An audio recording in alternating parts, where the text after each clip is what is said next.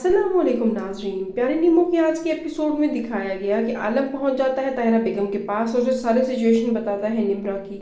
और उसे बताता है कि वो बहुत जालिम लोग हैं, वो उन्हें मार देंगे अगर आप उनकी मदद नहीं करेंगी तो। अब ये उसे एक प्लान समझाती है। उस प्लान के तहत जब सब घर वाले साथ बैठे होते हैं और निम्रा के खिलाफ बातें कर रहे होते हैं, ये वहां रिकॉर्डिंग पर फोन लगाकर उसके पास रख देता है।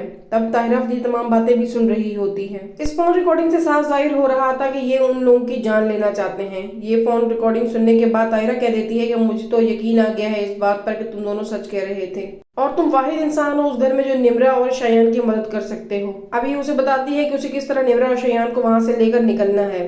वो उसी रात को निम्रा और शयान को लेकर वहां से निकल जाता है, मगर जैसे ही सुबह होती है तो फरजाना पहुंच जाती है रोशनी के पास और उसे बताती है कि शयान उसके रूम में नहीं है, जिस पर वो समझते हैं कि शायद शयान को निम्रा ले गई है। लेकिन जब वो उसके रूम में जाते हैं तो निम्रा भी अपने कमरे में नहीं होती। ये देखकर सब हवास बाख्ता हो जाते हैं कि आखिर इतने सख्त पहरे में से निम्रा को यहाँ से किसने निकाल दिया है। जब ये लोग गार्ड्स को बुलाकर मालूमात लेते हैं तो उन लोगों को पता चल जाता है कि ये तमाम किया धरा आलम का है। अब ये आलम को ढूंढने के लिए गाड़ी लेकर निकलते हैं और निम्रा को ढूंढने के लिए सबसे पहले उसकी ताहिरा मैडम के पास पहुंच जाता है जायान। मगर ताहिरा बेगम कोई मामूली खातून नहीं थी, वो बहुत बहादुर औरत थी। वो बहादुरी के साथ इसका सामना करती है और उसे ठीक ठाक जवाब देती है इसकी बातों का, और कह देती है कि रीना बेगम के इंतकाल के बाद मेरा उस घर से कोई ताल्लुक नहीं है, ना ही मेरी निम्रा से कोई मुलाकात होती है। जायान की आंखों में अब्बान और उसकी बीवी के लिए तो खून उतरा हुआ था, क्योंकि उसके बाप ने उसे जिम्मेदारी देकर भेजी थी कि निम्रा और आलम उसे जहां मिले वो उसे मार दे।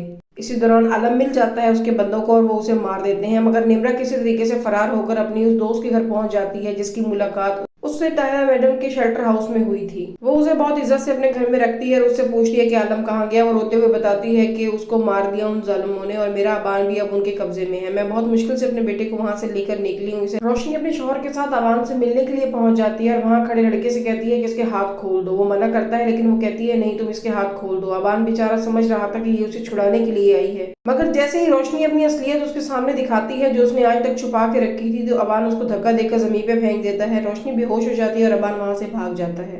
रोशनी तो उस लड़के को भी कह चुकी थी कि तुमने अंदर नहीं आना, इसलिए किसी को मालूम ही नहीं होता। जब वो बहुत देर के बाद आते हैं तो रोशनी बेहोश पड़ी होती है और वो लड़का शयान और सिकंदर से कहता है कि वो यहाँ से फरार हो चुका है और ये सब कुछ आपकी बीवी ने करवाया है, इसमें मेरा कोई कसूर नहीं है। अबान वहां एक रिक्शे में बैठकर निकल चुका था। घर आने के बाद सिकंदर और उसका बेटा उस पर बहुत ज्यादा गुस्सा होते हैं, मगर रोशनी को तो अपने किए का सिला मिलता है जो उसने अबान और निम्रा के एतबार का खून किया होता है। नाज़रीन, आपको क्या लगता है, क्या रोशनी अपने अंजाम के करीब पहुंच चुकी है या निम्रा की अभी कुछ आजमाइशें और बाकी हैं? अपनी राय कमेंट बॉक्स में जरूर बताइएगा। वीडियो को लाइक, चैनल को सब्सक्राइब करना ना भूलें। Thank you.